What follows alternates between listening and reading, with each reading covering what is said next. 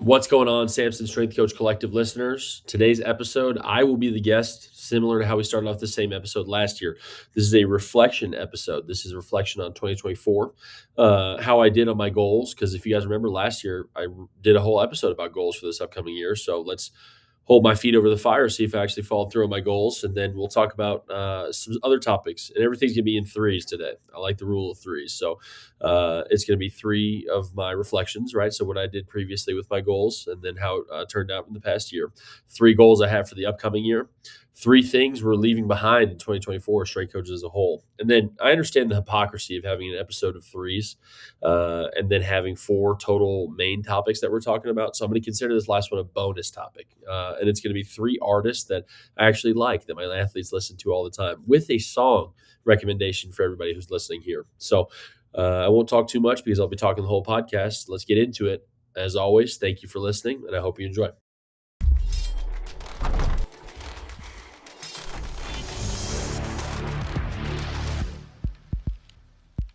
Welcome to the Samson Strength Coach Collective.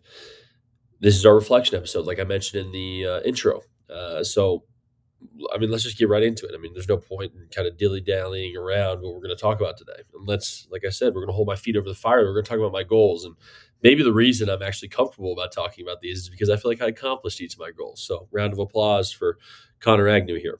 And I want to touch on each of these goals and talk about what I did, and hopefully it can help you with your own experience. So the first one that I talked about was the focus on technique and become a better practitioner from a technique standpoint. And what I mentioned previously was, I feel like technique was always kind of like, I'm okay with good. And I never really pushed it to the point where I wanted technique to be great. And I felt like I was being a little bit lazy there. We talked about with Seth Thompson, how he said your rep is your reputation. What do my athletes' lifts actually look like? And have I gotten to a point where I'm very happy with it? And honestly, I would say yes. I think that I focused a lot more on technique this year. I think it's helped our athletes with better numbers from just purely weight on the bar standpoint, and then our testing numbers.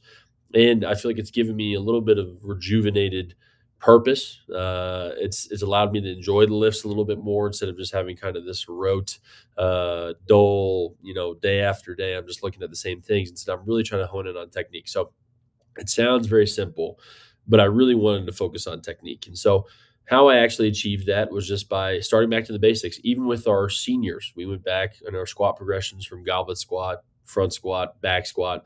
We went through every single technical point that I really wanted to look at, and I would hammer it every single day. Instead of seeing a small point and saying, you know what, I'm okay with that, the knee is out a little bit or their hips shift to the left just slightly, I addressed it immediately. And I think that was a good habit change for myself. And I think it produced a better result as a whole for athletes. And so one of the things I mentioned, now I did not achieve this part of the goal. We talked about the starting strength certification. So I went down to Texas and I went to go take the starting strength certification. And, I hope this story is funny just to share with everybody. But I went down with my boss, Robert Ormsby, who's an amazing director to work with. And we both went down there together and got absolutely blasted. I've never felt more like an intern. I felt more like an intern at this conference over 3 days than I ever felt like an intern when I was an intern. I mean, just got absolutely blasted. And, it was funny because we separated out, and how they do it is groups of five, and then you have to coach somebody on the platform if you're going for the certification. And so I went to coach somebody on the platform, and the sign of how you're doing well is if the certified coach that's on the platform with you doesn't have to step in. And obviously, within 30 seconds of me coaching, my coach had to step in and immediately say, Connor, I think you're missing something here. So I knew I failed the squat immediately. I didn't know how bad I failed the squat. I didn't know how bad it would continue to get. And my confidence was shook. It was like the first time I've had something where it really shook me in a long time, where I just felt like I absolutely knew nothing. Like I feel like I couldn't teach a back squat whatsoever. And so it was funny, but it was a really good experience for me too, because I set out the goal of being better, a better practitioner from a technique standpoint. And going through that process, like I got blasted, and it made me realize that I'm probably not where I really want to be from a technique standpoint and coaching where I want to be. I'm definitely not where I want to be. And so it was almost like a wake up call for me. And I really recommend strength coaches who are feeling a little bit dull or in a rut or anything like that to undergo a process like this where you just get kind of blasted because somebody tears apart your coaching. Like they asked Robbie, he's been a coach for I don't even know. I think it's over 15 years at this point. Like how long he's been coaching or how many athletes he's ever coached total. Uh, I remember specifically I was on the platform for cleans and I thought I was a good cleaner. I thought I could, I mean, I'm not an Olympic level. I'm not, West Kits or anything like that. But at the same time, I thought I was pretty decent. And I mean, I just got absolutely torn to shreds. And they told me like it looked like I've never cleaned before.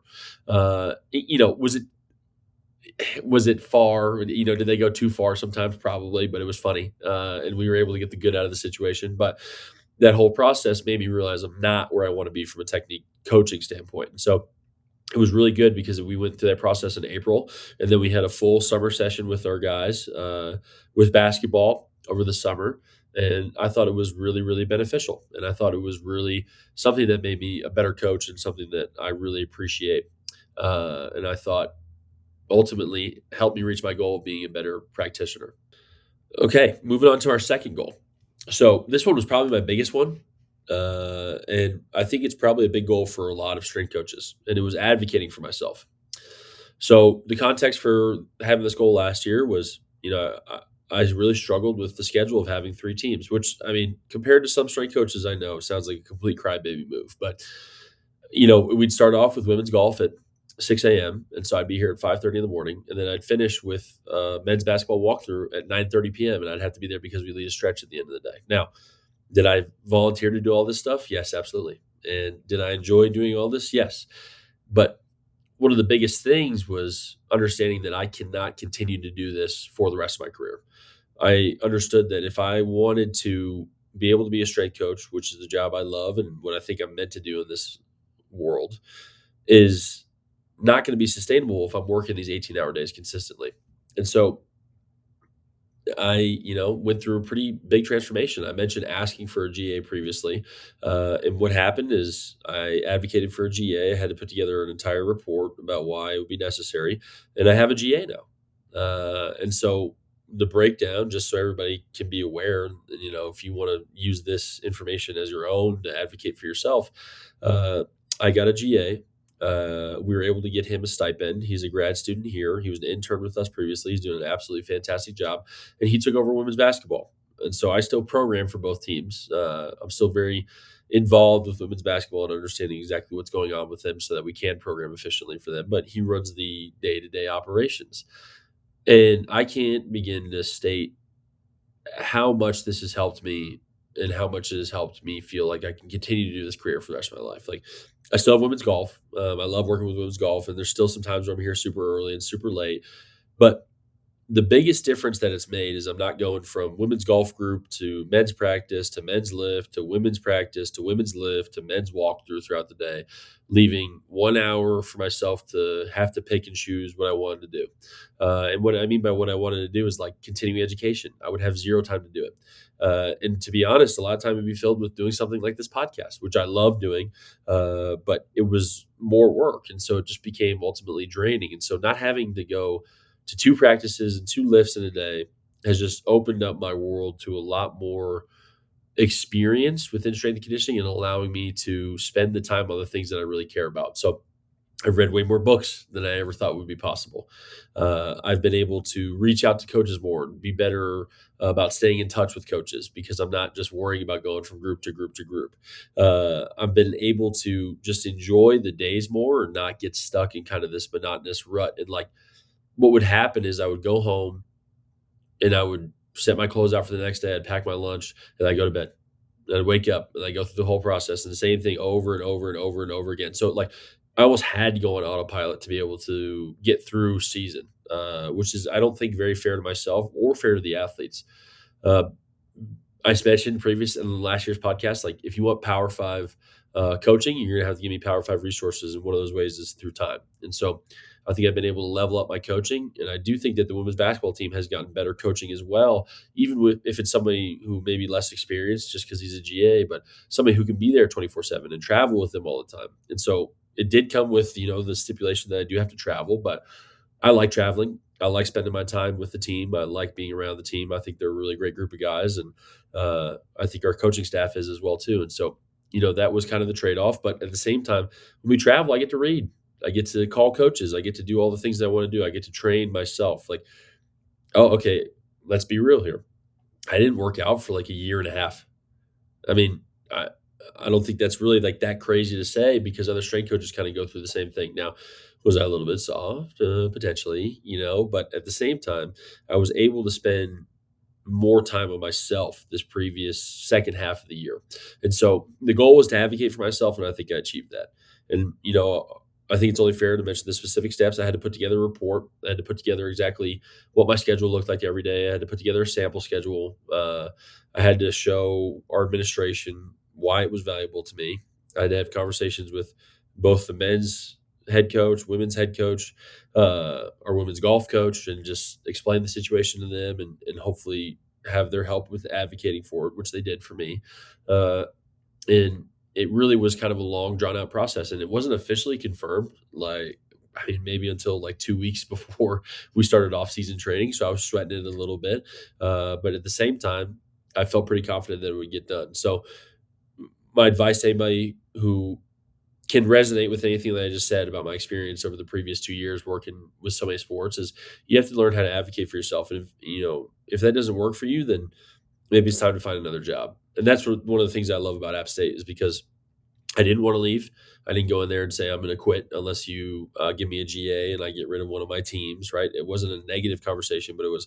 I really like being here. I want to stay here, but this is not sustainable for me. And I think having the conversation in that light was a lot more beneficial to seeing a positive result, especially with the administration. And the administration had my back, especially Robert Ormsby, like I just talked about. I remember like almost having a panic attack after I left his office because I was like, man, I've never asked for anything for myself like that. And this is probably the first time in my career I officially said like I need something to be done about this, or else I'm going to have to take separate actions. And he's a stoic kind of guy, but he listened to me and he said, okay. And he said, I'll see what I can do. And I felt like it was weird. It's weird to look back on it now because I felt terrible. Like I felt like I was like letting him down, which is not the case at all. I felt like I was letting myself down. I was like losing my edge of like being a grinder, but ultimately I've become a better coach because of it. I've been able to spend more time on, like I said, on continuing education. I've been able to spend more time with my family, which makes me feel more rejuvenated when I come back to work. I've been able to train more. I've been lifting again. I did not take my year and a half hiatus lightly. And so I just think ultimately the best thing to do is advocate for yourself and see what people say. The worst thing they can say is no, and then you can take the next steps from there. But I was worried I was going to get a no, and I got a resounding yes, and it's made a big difference in my career. So that would be my advice for everybody else, and I think I met that goal. Okay, third goal is comparisons on social media.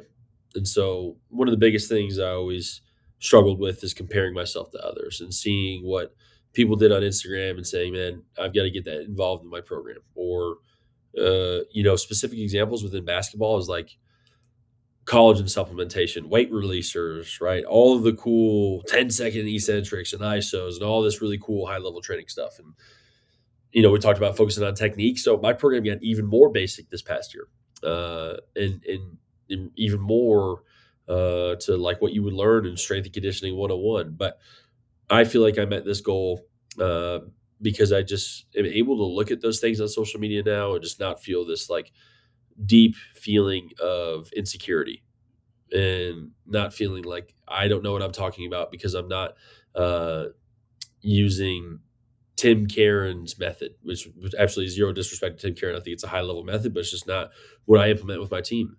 Uh, I think I used to see those things and feel, like I said, very insecure and feel like I was doing my athletes a disservice. And then it was almost like a paralysis by analysis. Like it's like, well, I have to read these 7 books and then I'll become a better strength coach. And then I read those 7 books and I'm like, well, I don't know if I really want to dive into that world. But then I would still see high level basketball strength coaches doing those things, and it became it just became this kind of self fulfilling prophecy where every time I'd see something, I would just get myself into a hole, and I just feel very insecure about what my program looked like. And so That's what I mentioned last year, and I feel like now I'm able to look at social media, and I'm able to just not worry about those things, and I'm able to be more confident as a coach. And I don't know if there's a specific process to it. I think one of the big things that I do is I delete Instagram, TikTok. I am a TikToker. I love TikTok, and I'm recording this on January 14th. And so we'll see if TikTok gets banned in 5 days. But Instagram, TikTok, I don't even have Twitter ever downloaded on my phone. Uh, and I deleted those apps on Mondays and I kind of re-download them on Saturdays. If I want to just waste a little bit of time and spend some downtime on the couch, which is my goal for this next year. Mini goal is to just get them completely deleted and not worry about it. But I think that certainly helped it because I wasn't looking at something like that every day. Uh, but I think just trying to be intentional about seeing something and saying that's great for that program, and I wish them the most success, but maybe it doesn't necessarily fit our situation. Uh, and recognizing that our situation, and what I mean by our situation is my specific teams, is different from other teams to deal with, not only from a resources standpoint, but from a you know athlete standpoint. What do our athletes really need to get better at? What do our coaches want to see out of the training? What do I want to see out of the training? And so instead of just looking at something really cool and really updated and saying, well, that's what I absolutely need to be doing, which could be working fantastic for that team, I think I've been a lot more confident in my own program. So I'm very excited about that piece. And like I said, very easy for me to sit here and be like, man, I'm the man because I got all three of my goals achieved. But I do think setting out specific goals, and honestly, a big part of it was, sorry, I just kicked my trash can underneath the desk. Apologize if that blew up your headphones, but I think a big part of it too was actually publicly voicing these goals. I think in the back of my mind a little bit was like, all right, well, I know I'm going to do this episode again next year, so what am I going to be able to say? And there's also many goals that I failed at. Obviously, I would have loved to lose 20 pounds. I didn't really do that, but I think the big goals and the things that I guess what I'm trying to say is when I looked at the big goals, I looked at the things that would be hurdles to me loving this career and not just kind of self-serving things. And I'm glad that I focused on them, and I'm glad that I kept them at the forefront of my mind. I'm glad that I achieved those goals. And so I think the process is always to continue to improve. That's why we'll talk about my three goals for the upcoming year next. But I encourage strength coaches to kind of think about what their three goals are for this upcoming year and really spend their time and think about it from a lens of like, what's going to allow me to be a strength coach for longer if this is the job that you truly love doing, because that's what I want to do. I want to keep coaching. I want to be in strength and conditioning, and I want to be able to maintain this lifestyle. So did my goals help me get closer to being able to maintain it? I think so. All right. My three goals for the upcoming year. So this one's going to be a little bit oxymoronic, and I apologize. Okay. Or sorry, I don't even think that's the appropriate term for it. Let's say it's going to be a little bit contrarian to what I just said. Oh, there we go. Okay. So I know I just said I'm going to try to delete my social media more, but I do want to upgrade my own posting on social media. And here's the reason I say this. Like, I don't think I have this amazing product that I put out that everybody needs to see and it's going to revolutionize strength and conditioning. I'm not that type of guy, but what I do post is general information that I do think helps people, which at the end of the day is something that is probably just fun to post and good for, the people who follow me. But I think from a fully self-serving standpoint, when we look at it, is the idea of strength and conditioning, especially within basketball and football, is like you have this pay schedule or you have this idea of like, okay, man, if I do my time and I spend my time, then all of a sudden I can get to a power four level, then all of a sudden I'll be at this super high salary, and then I'll be able to not worry about my student loans and buy a house and all the things that you start worrying about when you're 27, 28, 29. Uh, and it's just like, why do I have to wait for the salary to get to that point? Why can't I spend my time doing something that's previously worked? For me, it's been social media and being able to secure brand deals and being able to earn extra money from there. And for other people, maybe personal training and maybe consulting, maybe whatever you enjoy doing. But why do I need to wait for that moment? Why can't I just try to be more proactive in setting up the type of life that I want to set up? And so I want to post more. I want to post more videos. I want to post more positive social media content. One of the things I always try to make sure I do with my social media is to make sure it's not negative. I think it's really annoying. It's kind of like beating a dead horse to just talk about, well, this is stupid, or I don't like this program, or you're leaving gains on the table by not doing this, right? Like I hate the negative marketing that can kind of come out of social media, and especially strength and conditioning posting. But I want to be more positive with my social media, and I want to be able to post more. And again, I mean, let's be 100% honest, right? I think we do this podcast to help you guys understand like what you can do in your career. Like I've secured brand deals. It's helped me with money for moving. It's helped me pay off a large amount of my student loans, which has been extremely beneficial. It has exposed me to a lot of other great coaches, and you know, it's really nice when somebody kind of comes up to you and says, "Hey, I love what you post on social media." One, because it's cool, but then two, because it's an instant conversation starter. You get to meet a lot more coaches that way. And so, my goal is to post more on social media, be more active on social media. And again, TikTok may get banned. That's where I have most of my followers. So that would suck. But maybe post more on Instagram. So if you're a listener to this podcast, I hope you get to see more of my posting, and I hope you get to see more of me. And my encouragement is, and another part of the goal is honestly to encourage others to post more on social media. Like it's easier than you think it is. You will get more traction than you think you will. And I think people really do want to hear your voice. Like it's easy to kind of get in this subsection of strength and conditioning where everybody kind of talks about the same stuff, and it feels like, well, nobody will really care what I'd have to say. But there might be a high school kid out there who can't afford a strength coach. And so the videos you post really help them understand exactly what they should be doing for their lifting. And I'm a basic coach. I program basically. Uh, and so what post, I think helps people who might be in that situation who can't really afford to work with somebody. And so maybe you can post and maybe you can just help somebody out. Maybe it can help you secure brand deals like we talked about, or maybe it just gives you something else to do that's fun with your time. And you put something positive into the universe, which is, I think, ultimately what everybody wants to do. So that's my first goal, upgrade my own social media. My second goal is spend more time with my family. Uh, I think when I was younger, and I mean, still now to this day, obviously, like if it wouldn't be a goal of mine if it wasn't still an issue, but I think it was just so easy for me to try to be the guy who was there all the time or constantly available for things. And I couldn't even like fathom putting my phone on do not disturb, because what if a coach reached out to me at 9 p.m. on a Sunday and I needed to immediately get back to him?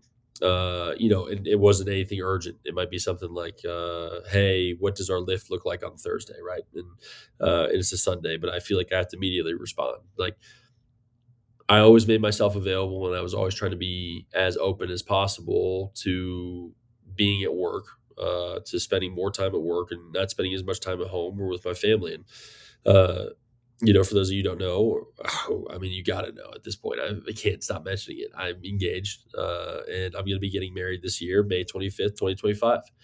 And so I think one of the things, and when we talk about why we set these goals for longevity of my career, is like my wife or future wife is amazing. She's somebody who understands that this is a passion of mine. She's made sacrifices for me to be able to do it.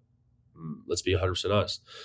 But how much more do I have to ask her to sacrifice? How much more do I have to say, you know, I'm not going to be home because this one particular player wants to work out later, or I have to do this for work, or I'm spending unnecessary time at work that I'm going to tell you is necessary, but at the end of the day, it's really unnecessary.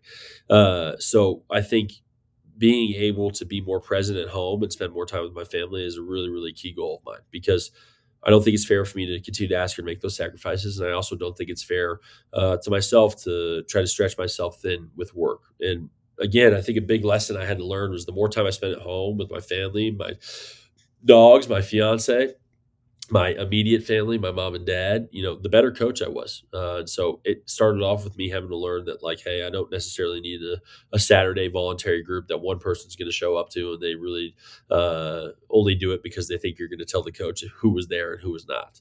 And so that was kind of the first step for me, stopping those things. I think the continuing steps for me is really not working at home, not bringing any work home, which is something I've already tried to do over the past couple months. And I think it's been very beneficial for me. I don't want to say, okay, well, let me just send out this one quick email. Like, let me do this one quick thing, because I'm a snowballer, right? I send one email. Now I want to get my budget done. Now I want to do something else. Now I want to continue to do this work. So I told my fiance, hey, it's gonna be 5 minutes. Now it's turned into 50 minutes. And now I've upset her for no good reason, just so I can get some extra work done that I totally could have got done in the office the next day. And maybe spending less time at work doing the New York Times crossword, right? Which I do love doing every day.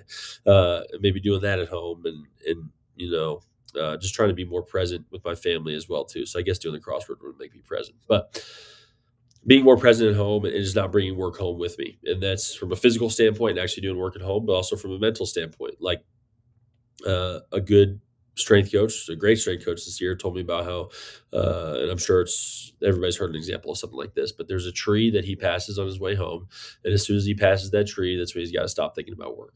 And so, I can think about it right now when I enter my house, when I turn up my driveway, there's a tree I can look at and I can say, okay, it's time to let it all go, right? Because how annoying and how aggravating can it be, for us to talk about the same athlete over and over again, somebody who's bothering me, or, I didn't really like how the lift session went. So now I'm going to be grumpy at home and I'm going to kind of waste the time that I had at home with my fiance. So I think the ultimate piece is going to be spend more time with my family, but the biggest thing is going to be not bringing work home that interferes with spending time with my family. And I think screen time is a big piece of that too. I think screen time is kind of a hot topic. I read two very good books this past year. It was actually, I remember Matt Aldred, who's now the Michigan basketball strength and conditioning coach, brought up Deep Work by Cal Newport. And I cannot remember the name of the second book, something focus, stolen focus. And it was just about how social media is kind of designed to keep you trapped in and it makes you kind of resent the real world sometimes because you can kind of live in this ideal world on social media. And so those two books really kind of helped open my eyes to my screen time as well too. So hot topic for everybody. I'm jumping on the bandwagon with it, but I think it can just make it more beneficial for me as a coach and again, improve my longevity. And then the last one. So this is like very specific, but I think it's good to have a specific goal as well too. Is just improve my recruiting visits. So I mentioned it a couple times. That if you're not aware, we lost 12 guys either through graduation or the transfer portal after a championship season here last year. And I love our guys to death. I hope absolutely none of them transfer, but that's not the reality of the situation. And so again, we're going to have to recruit in transfers this upcoming year. And it's the same with every single program across the country. Uh, I want to improve my recruiting visits because I think at the end of the day, like, am I going to be make or break every visit? No, hell no, right? But can I improve the overall experience for the student athlete to come here, and can I just get that 1% better? And can I help that student athlete feel like they can get better with me as their coach and me guiding them, right? Um, I remember specifically there was one recruit this past year. We just showed him transformation pictures, and I'm going to say I'm not tooting my own horn, but I'm tooting my own horn at this point, right? The mom saw the transformation pictures and said, "I'm sold. You don't have to say anything else. I'm sold on this program." And she mentioned it in kind of the closing talk that they had with the athlete too. But what can I do to maybe get a couple more of those reactions from the parents too? And just say like, okay, well, strength and conditioning is not a worry with this program. I want to, focus on the other standpoints, like what other recruits look at when they first go to programs, facilities, NIL, opportunities to play, and can strength and conditioning not be a concern? Can I not be a negative part of that recruiting? So I want to improve my recruiting visits. And so this is kind of me asking for help. If anybody wants to talk through the recruiting visits or something that they've done that's been really beneficial, please go right ahead and tell me. You're free to message me on Instagram or email me. But one of the ideas I kind of have is putting together a fun little video, right? About like why the weight room can actually help basketball and showing like what I consider to be like strong plays. So like when a guard comes up and sets a really solid screen, right? An underweight player, right? But he's strong, is able to set a solid screen. All of a sudden, nobody's able to blow it up, and they may even fall when they're trying to get through the screen, right? Like small plays like that.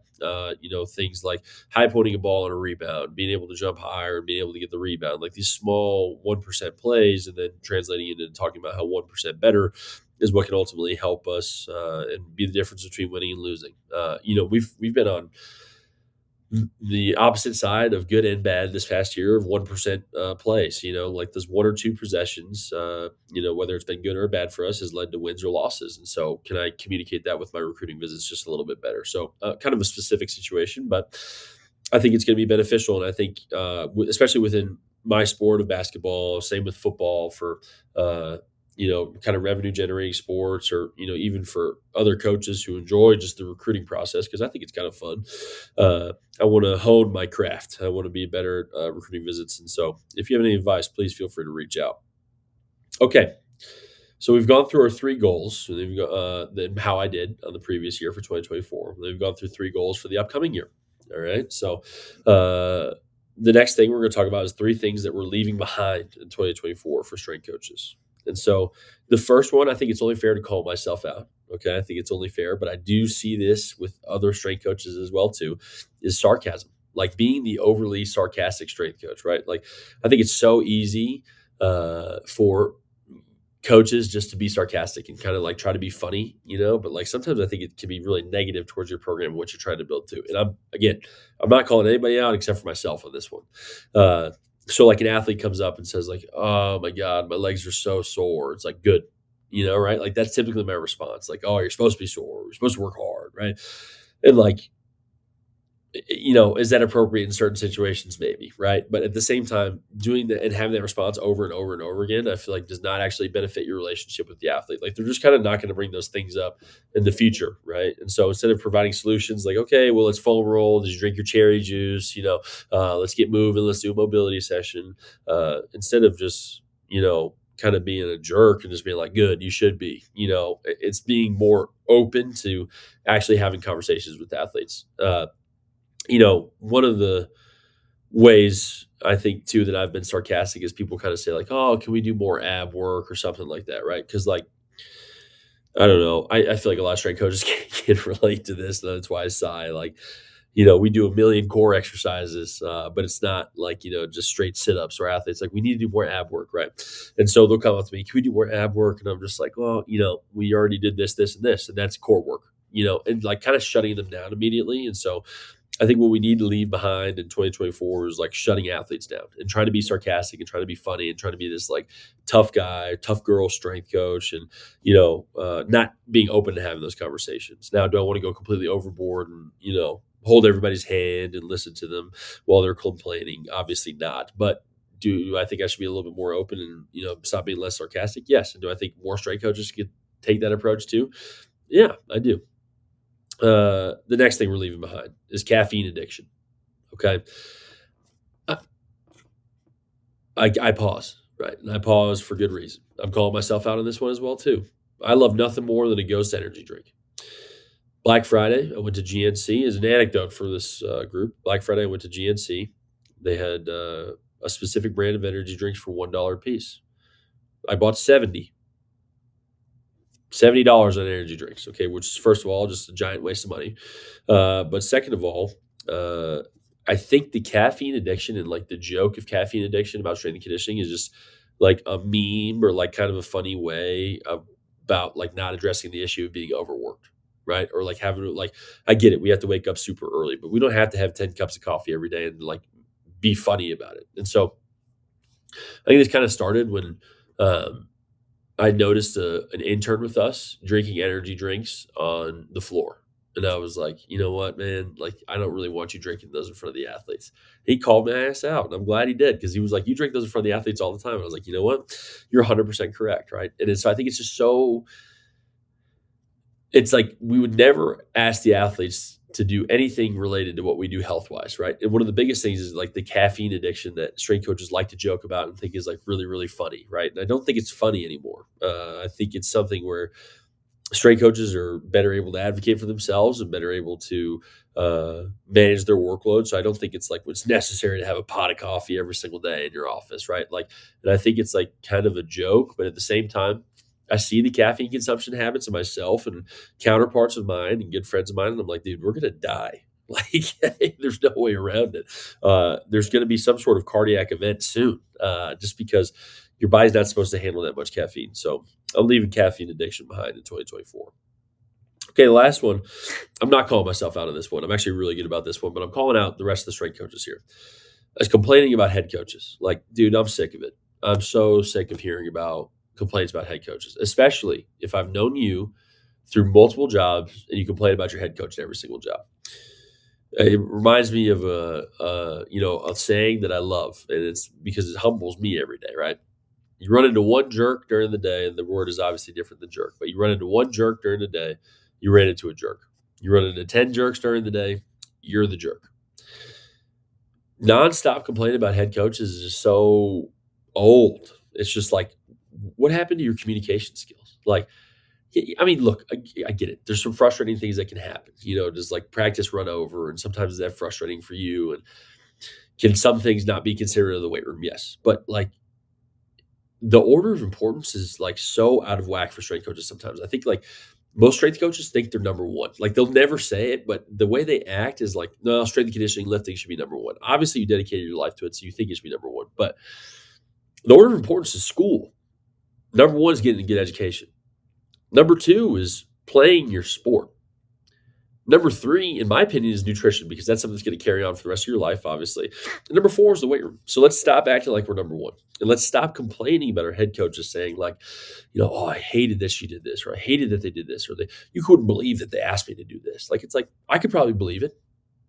I could sure believe that they asked you to do that because I've been asked to do that before too. But I approached that conversation like an adult. And I said, well, I don't really feel like it should be going down that way. And, well, I either got the response that I wanted or I didn't. And we communicated through it or we didn't. At the end of the day, like what people always forget about head coaches is everything is on the, like, especially, okay, we're talking about basketball, we're talking about football, we talk about sports where the strength and conditioning coach is directly attached to that sport. The head coach gets fired, you're getting fired too, chief. I'm sorry, but that's just the truth of it. Like, and we're talking about a head coach has a responsibility of an entire staff on his shoulders. And so a head coach, not every decision doesn't just affect the head coach and their legacy or whatever you want to call it. It also affects their assistant coaches who have wives or husbands and significant others and children and pets and all these people who rely on them. So it's not like, yeah, like I support my family and I try to do the best I can at it. But I also don't have like a full staff of people that I'm trying to keep afloat and trying to win for and do those things too. So like, give your head coach a little bit of grace, man. Like if they want to do something in a particular way, it doesn't really affect you. Stop arguing about it. Stop complaining about it. Stop being like a negative Nancy about it. So I'm not calling myself out on that one. Sarcasm and caffeine addiction, you can, roast me all day. That's 100% correct. But complaining about the head coaches, I think that is just annoying as hell. And so I'm glad that I'm not leaving it behind, but I hope everybody else will leave it behind because again, you're an adult, communicate like an adult. And I don't know why I got so angry there, but I think sometimes it's frustrating because I hear great coaches kind of get caught up in dumb stuff. And like I said, the whole theme of this podcast is longevity. And it's like, why don't you wake up and understand that, you're affecting your longevity within this field because you're not communicating. Okay. I've calmed down within that 3-second pause that I just took. And so we're going to finish with our bonus topic. So 3 artists that we constantly listen to in the weight room that I actually like. I'm going to go in reverse order here. Okay, so number 1 or number 3, should we say, the first one up is Gunna. I really like Gunna. I didn't like Gunna when I first started out. I thought Gunna was kind of annoying. To be honest, I'm not like a big lyrics person. I don't really listen to lyrics a ton when I listen to music, but I couldn't understand a single thing that Gunna was saying. When our guys would rap it, I was like, how do you know what he's saying? And like, first of all, it took me a little bit to figure out that they actually read the lyrics on Spotify or Apple Music when it pops up, but whatever. And so I didn't really like Gunna. But now I've listened to Gunna for 5 straight years. I kind of like Gunna. Number 3 on the list, I kind of like Gunna. And so if you want to check out Gunna, I'm sure a lot of people have heard about Gunna before, then listen to Who You Foolin'. I think that's one of his best songs. I think it's a great sample, and I would highly recommend Gunna. Okay, number 2. I mean, I don't even know if I'm allowed to say this artist on this podcast. Sexy Red. Sexy Red's fantastic. Are you kidding me? Female rappers, first of all, are always fantastic, but then to have a very lively, upbeat, now is the message always positive? Probably not. Rapper, but Sexy Red does a fantastic job, and so the guys lose their mind when Sexy Red comes on. It's like one of those things where if it's a bad lift, I'll actually play Sexy Red because I know that the guys will get really excited about it. So if I had to recommend one, I'd say Hellcats and SRTs. Great song. I hope you guys enjoy it, and I hope you do check it out. Now, the last one. I started out loving this guy, and I still love this guy, and I think he's absolutely incredible. Bossman D-Lo, I mean, I sound like a Stone Age individual when I say Bossman D-Lo like that, but, like, they put him on for the first time, I was like, "Who is this?" And, I mean, his songs are incredible. I mean, it's seriously, I never like I said, I don't listen to lyrics. I know all the words to Get In With Me. all of them. And it's funny because Boss Man D'Lo has kind of become like he's like I ask our guys all the time like who's the best up and coming rapper right now. They always talk about Boss Man D'Lo, and so he's my number one of three artists that I actually like that our athletes listen to. Uh, and it's honestly, I've listened to these artists so much, I don't think there's anyone that I truly don't like at this point. Maybe No Cap, and that's I'm really going to upset some people who listen to this podcast. Whoever does listen, but at the end of the day, No Cap's kind of annoying. I don't really like No Cap or Rod Wave, and I just upset even more people with that too. But that's just not my personal style. So, Boss Man D'Lo, my song I recommend for you is "Get In With Me."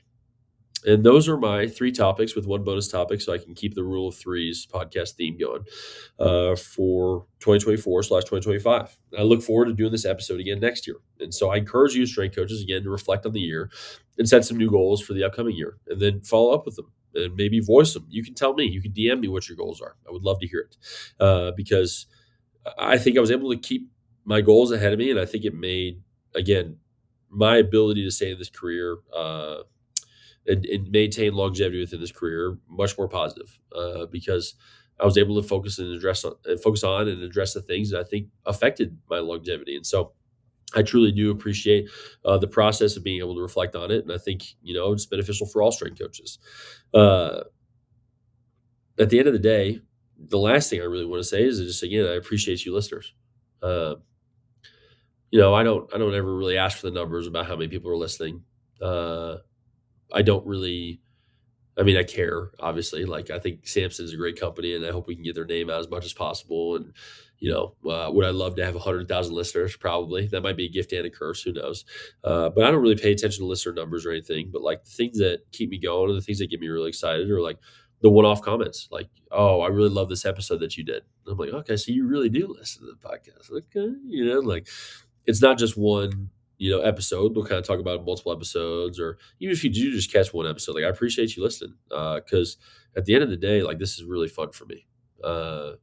It's something that I'll do as long as Samson lets me. There might be a time where they tell me I got to get off the mic, and that's fine. Probably when I'm 80 years old and completely senile, and I get as upset about every single thing that I did about strength coaches complaining about head coaches. But I digress. I appreciate you for listening. I appreciate you taking the time out of your day to listen to it. I hope you get something out of it every time you listen. Uh, I'd love to hear any feedback that anybody has as well too. But again, I appreciate everybody for listening, and then I appreciate Samson as a whole. Andy, again, for being the one to take a chance on me and hire me and let me struggle through the first couple episodes and be a terrible host for a little bit. And everybody else is Samson who makes it all work. And I truly appreciate everybody there. And it's been awesome company again. And anytime I do get an opportunity to shout Samson out, I will. Because at the end of the day, I think it's all about who you surround yourself with, and you have to surround yourself with good people. And if you want to work with a company who's going to give you really good results, it's going to be Samson because they're full of good people and people who care about you and people who want to see the best for you. And it's not just about a number to them. You're a friend, which may be as cliche as it could possibly sound. But I'm just telling you, somebody who works with them on a daily basis, that's exactly how it is. So thank you to the listeners. Thank you to Samson. Thank you to everybody who supports me on a daily basis. I feel like I'm accepting a Academy Award here, but I'm really not. But again, I appreciate you all. I hope you have a fantastic 2025. I can't wait to hear how it goes and if you met your goals. Thanks for listening.